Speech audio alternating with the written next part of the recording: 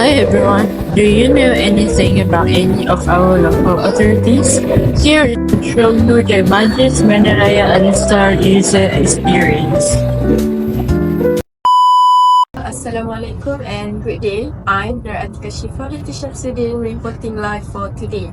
So now we take a closer look at the official website of Alor Setar City Council. This website is meant to serve the people, offering important information, services, and a platform for engagement. We evaluated the site using tools like Google Pitch Speed and Wave, while also considering the public's needs, digital governance, and the presence of Islamic values in its content and design. So now, let's get the real feedback. I spoke to two users who have visited the MBAS website. Here's what they had said. I think there are gaps in the website. There's no AI assistant or chatbot support. So if I have a simple question like when, where and how do I pay my bills, I have to wait for the office hours to get the answers. Now about their innovation. How can citizens help improve their city if there's no space for them to share the ideas? There's no polls, no suggestion box, and no surveys. In my opinion, the limitation I faced is there are lack of transparency because there is no minutes meeting was published. At least we should know what they decide for us before implement anything, any policy on us, right? How can they just show their democratic participation if they do not contribute to this part? As a local government official, they should inform the public beforehand before they decide anything. So we already heard about the limitation and also challenges of the MBAS website. So now let's hear the effectiveness of the website. Let me ask the public user experience. Do you guys have used the website before? Yes. Yes. So what do you think about the effectiveness of the MBAS website? As a user, I think it's quite convenient for me to use MBAS website. For example, I have to pay fine. I go to website MBAS and then they do not provide me a specific service about that, but they bring me to the flexi parking, which means they provide QR code for me. So like I said, it's very convenient because you don't have to find out about how to pay fine to social media or whatever. You can just go to Embassy website. And then one thing I don't like is because it's time. It's not convenient.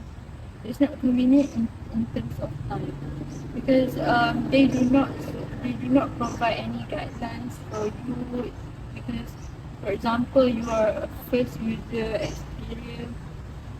user of website, and then you have to go through every section in order to just to go through the services that you wanted to deal with. I think that's So what about you? What do you think about the effectiveness of the website? I think the website doesn't really offer any special features like interactive map or real-time tracker tools. However, it's still practical because I, as user, can still find what I need to do in the website because it's still practical, and even though it's not high tech, the website still offer a user-friendly experience like people for people like me. So next, do you have anything to add? Yes, and then public trust. I found that there are so many community engagement from MBAS. they did provide a lot of activities for people in local, but then I find out there is no meeting minutes published. For example, as a civilian, we must want to know the policy draft. It is such a pity when they do not provide any transparency in their decision making. So, not really recommend about that. What about you? I think when we compare the MBAS website with other local government website like MBJB, we noticed that this website is actually provide more clear information in how it's present the website itself, and also because of this we can find the information easily, like because the section is well divided. Also the announcement is easier to spot. So based on our analysis, the website does have many positive aspects, such as a clear layout, accessible information, and some user-friendly features. So it also offers channel for public feedback. However, there are still areas that need to be improved. The website could be faster, smarter, and also more engaging to the public. There is also room to strengthen the Islamic values shown, like trust, justice, and community consultation, to ensure it truly reflects the principle of good government. With the future upgrades and improvement, the Al-Setar City Council, which is MBAS website, has the potential to become a leading example of a digital platform that is not only efficient but also values driven. So that's all from me. Back to you in studio.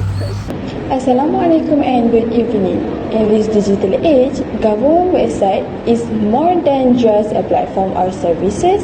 It reflects transparency, responsibility, and moral values.